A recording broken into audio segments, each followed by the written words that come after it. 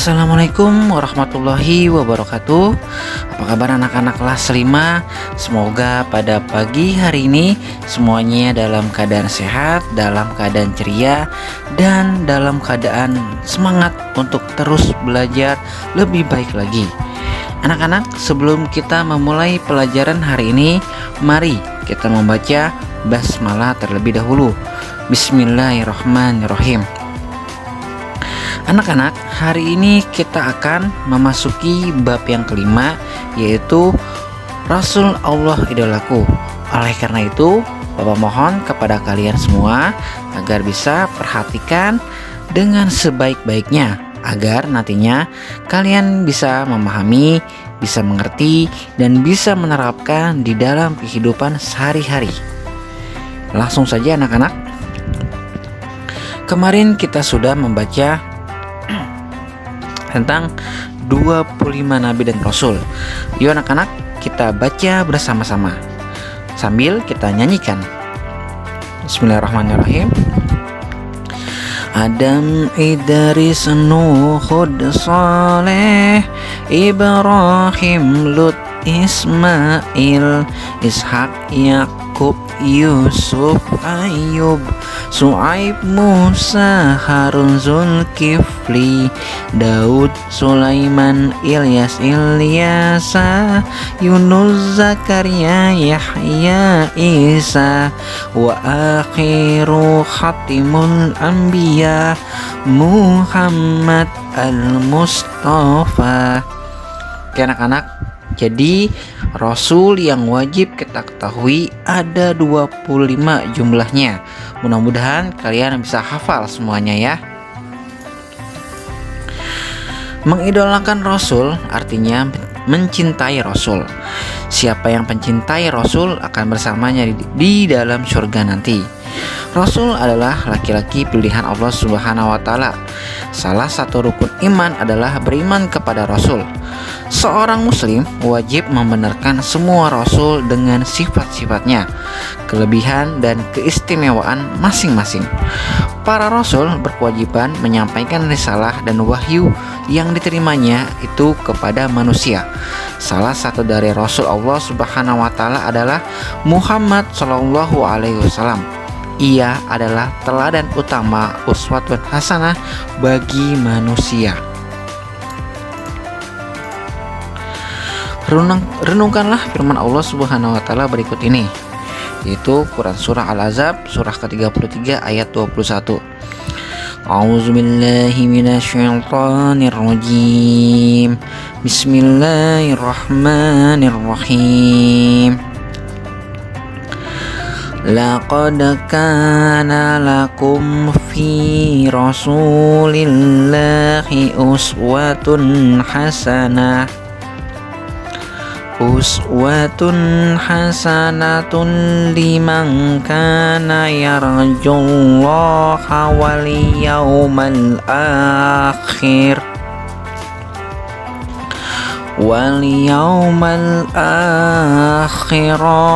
zakarallaha katsira.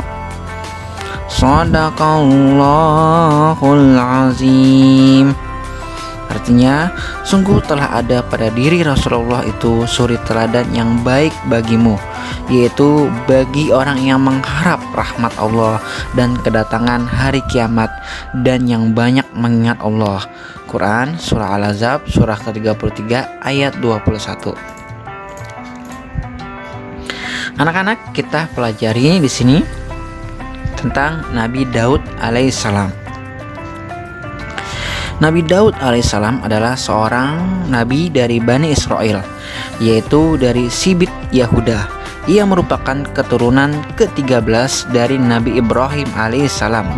Nabi Daud alaihissalam hidup pada masa Raja Talut yang beriman dan Raja Talut yang kafir.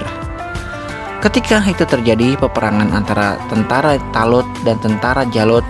Tentara Talut dapat mengalahkan Jalut serta bala tentaranya dengan izin Allah Subhanahu wa Ta'ala. Dan Nabi Daud alaihissalam adalah salah seorang bala tentara Jalut yang dapat membunuh Raja Jalut.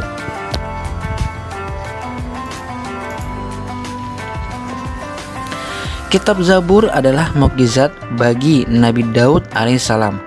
Selain Zabur, keistimewaan Nabi Daud alaihissalam lainnya adalah setiap pagi dan senja gunung-gunung bertasbih mengikuti tasbih Nabi Daud alaihissalam. Ia juga memahami bahasa burung-burung, binatang juga mengikuti tasbih Nabi Daud alaihissalam. Selain itu, kerajaannya yang kuat belum pernah sekalipun dapat terkalahkan.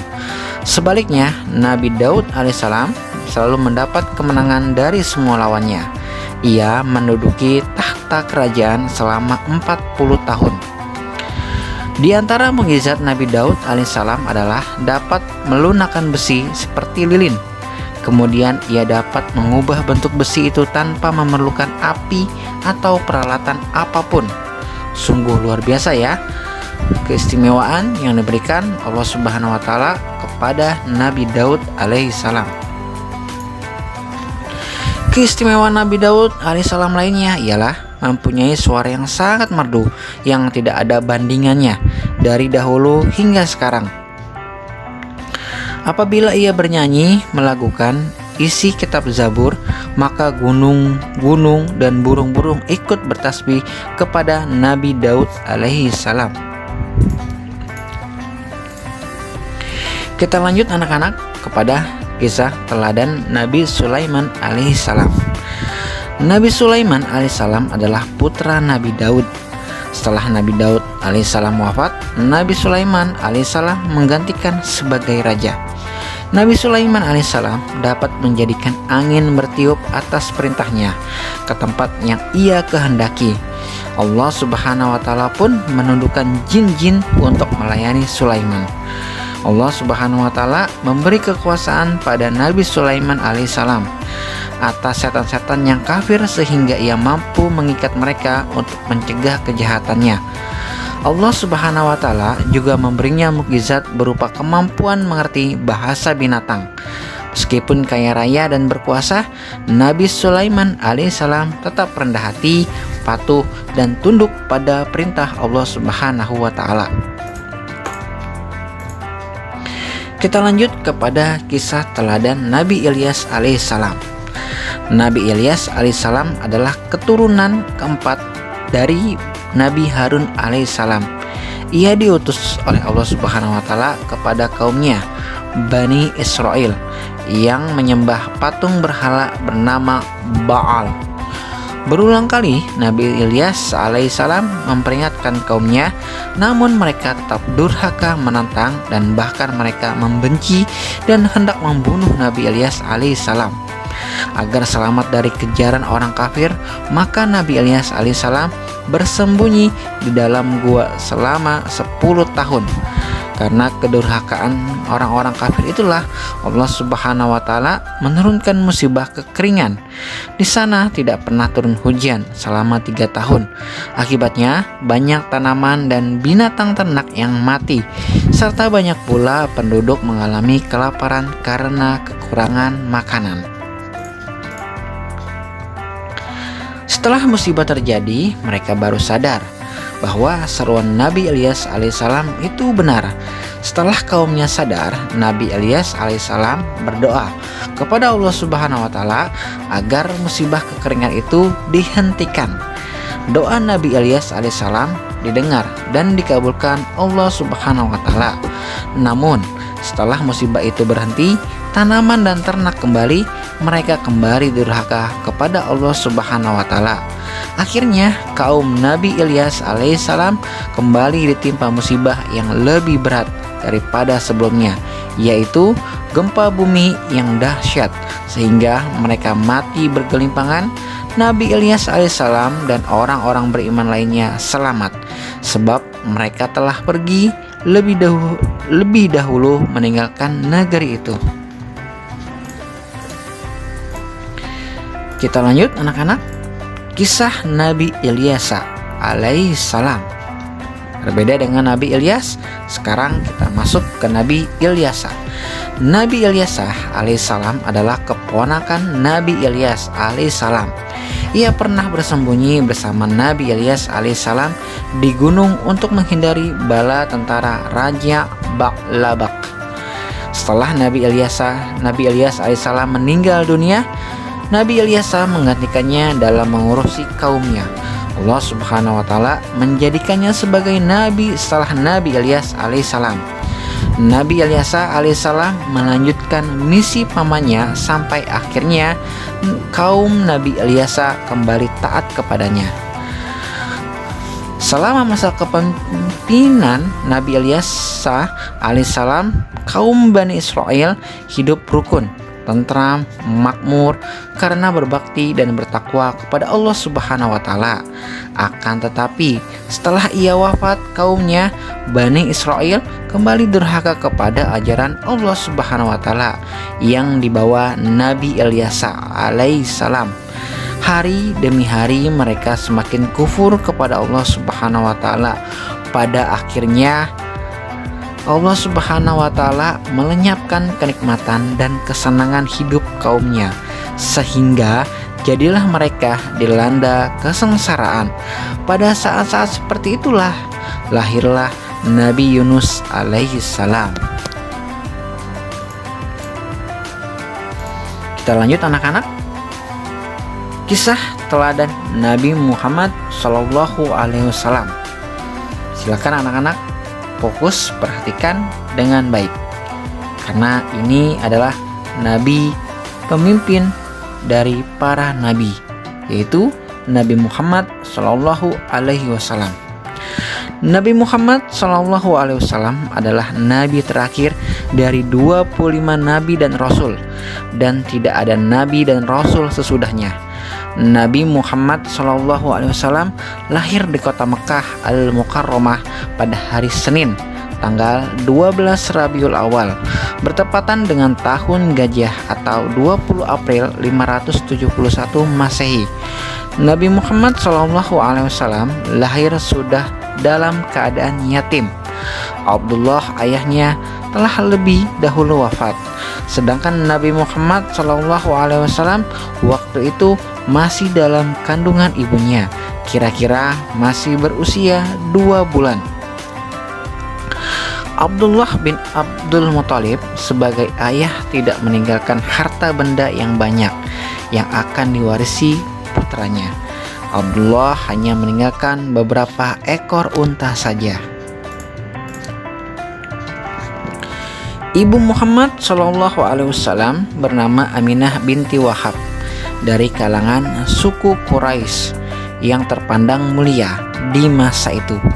Nabi Muhammad SAW pada masa bayi diasuh oleh Halimah setelah usia lebih kurang 2 tahun. Pada usia muda, Nabi Muhammad SAW terkenal tabah, sabar, bertanggung jawab, bekerja keras, dan sangat jujur, sehingga ia diberi julukan Al-Amin, artinya yang terpercaya. Pekerjaan yang digelutinya saat itu adalah berdagang ke negeri Syam. Ia membawa berbagai jenis dagangan milik saudagar kaya bernama Khadijah.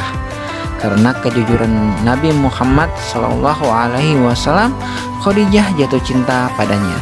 Khadijah akhirnya menjadi istri Nabi Muhammad SAW pada usia 40 tahun.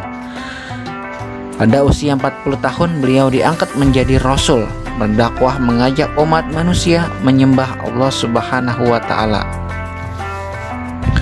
Dalam menyiarkan agama Allah Subhanahu wa taala, yaitu agama Islam, Nabi Muhammad SAW tidak pernah takut sekalipun berhadapan dengan berbagai rintangan. Dakwahnya sering dihadapkan atau dihadang, bahkan diancam akan dibunuh. Abu Jahal adalah orang yang paling membencinya. Nabi Muhammad SAW sebagai penutup para nabi, maka sering disebut dengan Khatamul Anbiya, artinya penutup atau penghabisan para nabi dan rasul. Oke anak-anak, di sini ada kesimpulan dari kita pelajari tadi. Silakan anak-anak dibaca kesimpulan ini. Nah, seterusnya anak-anak kita lanjut kepada latihan soal. Anak-anak, di sini kita ada latihan soal 1 sampai 5. 1 sampai 6. Silakan anak-anak mengerjakan latihan soal ini di buku tulis agamanya. Soalnya jangan lupa ditulis ya. Mungkin pertemuan kita yang singkat ini sampai di sini terlebih dahulu. Sekali lagi, Bapak mengucapkan permohonan maaf apabila terdapat kekurangan ataupun kesalahan pada pembelajaran kita hari ini. Dan Bapak mengucapkan terima kasih atas perhatian dan kerjasamanya untuk terus mau belajar lebih baik lagi. Apabila ada yang belum dimengerti, silakan tanyakan ke Bapak langsung. Billahi taufiq wal hidayah. Wassalamualaikum warahmatullahi wabarakatuh.